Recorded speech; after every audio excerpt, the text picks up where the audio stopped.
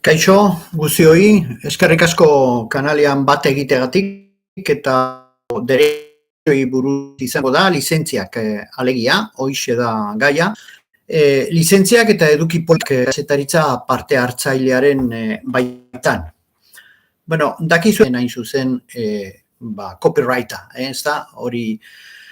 Baina gero, hainbat pertsona daudela oso nolabait oso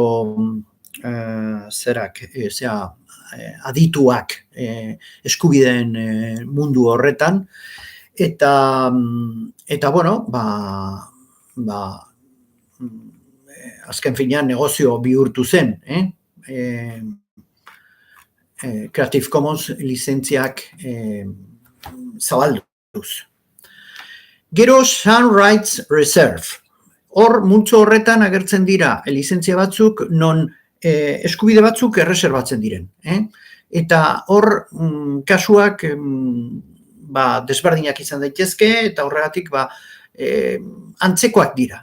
Hau da, horregatik multzo guzti horretan sartzen dira erdian dauden lizentziak. Hau da, copyleft, open content, Free Use, Creative Commons eta Sound Right Reserve.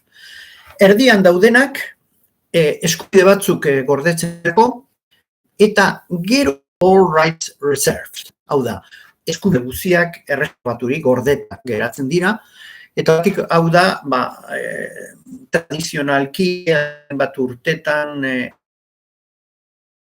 erabili gu sortu gara copyright horren munduan, eta jende askok irabazi du dirua hain zuzen copyright horri esker. Gero sortu ziren beste lizentziak lehenago ikusi ditugunak. Bueno, copyrightari buruz ere esango dugu, mundu guztiak daki, eta zer den, eta nola gauza guztiak gordetzen diren. Horregatik normalean, bekoia fair use, zer esan nahi du honek? Bueno, berak esaten duen bezala, azkenean da, legalki erabilializatea CC by SA lizentzia. Hau da, behartu egiten du egilea, lizentzia berbera hartzera. Hortaz, esan genezake, nahiko, nola esan genezake, virus bat bezalakoa dela, ez da? Baina oso ona etengabeko hobakuntza lortzeko. Hirugarren lizentzia bai NC. Hau, oso erreza da, eta segurazki zuen lan batzuek eraman dute behin baino gehiagotan lizentzia hau, ez da? Bueno, bai horrek esan nahi du autorea edo egilea aipatu behar duzula, eta NC, non-commercial, horrek esan nahi du ezin duzuela dirurik irabazi baldin eta lan hori aprobetxatzen baduzue, hau da, profitatzen baduzue. Bueno, oain pasatzen gara, eskuinaldean dauden lizentziak, hiru lizentziak komentatzera. Lizentzia hauek ja, itxiagoak izaten dira, nolabait, esan nahi dute gauza gehiago eskatzen dira, orain ikusiko dugun bezala. Goian daukazue CC by NC SA. Argi dago, aipatu ditugulako aurreko zerean zer esan nahi duen bakoitzak, hau da, bai da autorea aipatu behar duzu, NC non-commercial, ezin duzu komertziatu hain zuzen lan zurea ez den lan horrekin, eta gero share alike, hau da, lan hori hartzen duenak, lizentzia berbera ipini behar dio bere lanari. Hau da, zuk lan bat hartzen duzu, baina gero nola hiru gauza horiek eraman behar dituen, zure lizentzia lan berria, hau da, behin erantzi eta gero gauza berriak lizentzia derrigorrez izan behar du, hain zuzen, bai NC-SA. Eta ja, bi bakarrik falta zaizkigu, bai ND eta orain azalduko dugu zer den hori. Bai ND. Hau da, Creative Commons, autorea, lehen bezala, egilea aipatu behar duzu, eta ND zer den? No derivatives. Hau da, lan eratorririk ezin duzu egin. Hau da, azaltzeko oso erraza da, esate baterako argazki bat, sartzen duzu zuk egindako collage batean, eta zure hartu duzun argazki horrek zeraman bai ND lizentzia, bai ezin duzu collage horretan sartu. Zergatik lizentziak debekatzen duelako. No derivatives, hau da, ezin duzu beste lan bat sortu topatu duzun lana profitatuz, nolabait esateko. Eta holan, heltzen gara azkeneko lizentziara, hau da, Creative Commons by NC-ND. Uste dut ja mundu guziak jakingo duela zer esan nahi duen bakoitzak, bai da egilea aipatu behar duzu, edo egileak, ze agian batzuk dira, non-commercial, ez komertziala delako, beraz, badakigu ezin dugula dirua irabazi hain zuzen lan horrekin, eta gero lan eratorririk ez, ND hori, no derivatives, horrek izan nahi du, ezin duzula beste lan batean sartu, nolabait topatu duzun lana, izan daiteke liburua edo beste gauza bat. Beraz, 6 lizentzia horiek dira, guk askotan erabili dituguna, Creative Commons lizentziak, oso ospetsuak gaur egun, asko zabaldu dira, copyleft lizentziarekin batera, eta gogora ezazue benetako copylefta dela bigarrena. Hain zuzen, bai, SA, share alike, eta bai. Hau da, egilea aipatu behar duzu, eta berdin partekatu.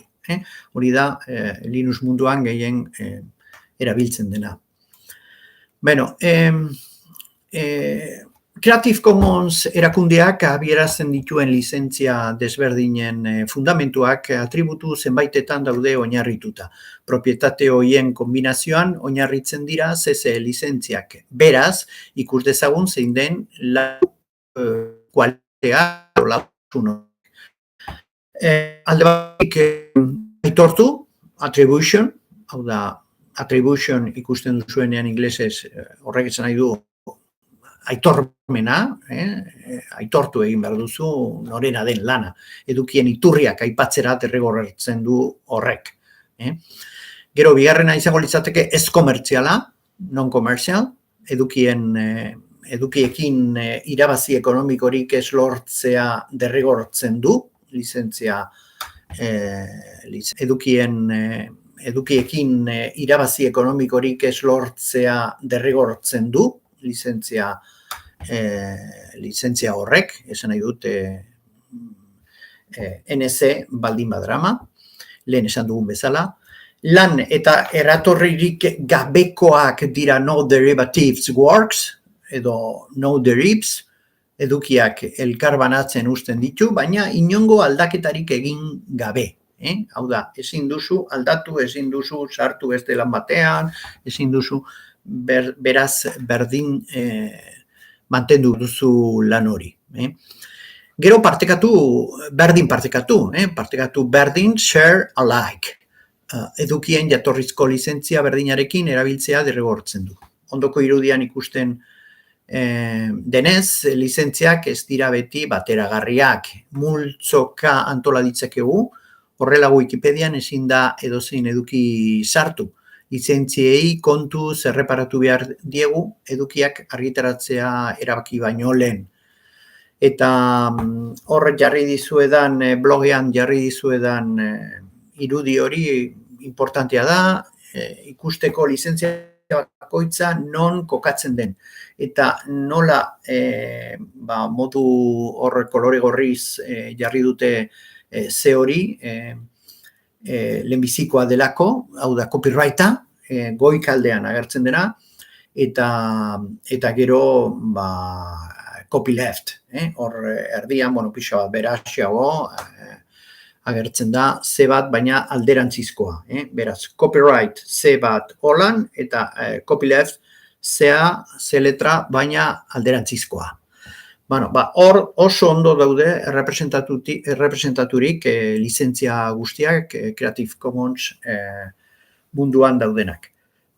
Edonongo edabideetan lizentzia desberdinak erabiltzen dira, dakizuen bezala, hori ja zuen esku geratzen den gauza dela, esan behar dugu.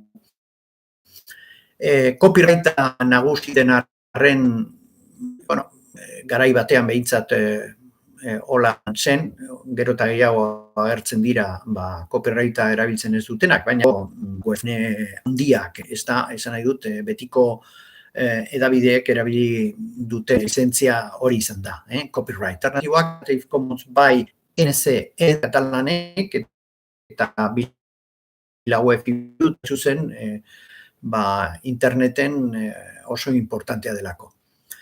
Beste batzuek, La Marea webguneak bezala, CC, Creative Commons bai SA lizentzia hautatu dute edukiak argitaratzeko eta zabaltzeko. Hortaz, La Mareak hartu du Linuxen lizentzia ospetsua eta irekia. Irekia, baina baita ere, nolabait, virus bat bezalakoa dena. Gogora dezagun kazetari kooperatiba dela webgune hori, La Marea, non bazkideek ere idazten duten. Beste alde, gogoratu behar da, ezer ez bada ipintzen, edukiak copyrightpean daudela. Hori oso importantea da, kontutan hartzea. Hortaz, ez da beharrezkoa ezer adieraztea. Ezer ipintzen ez badugu, badakigu, edo bestek pentsatu behar dute, copyrighta dagoela. Legeak hori esaten du, automatikoki, copyrighta da.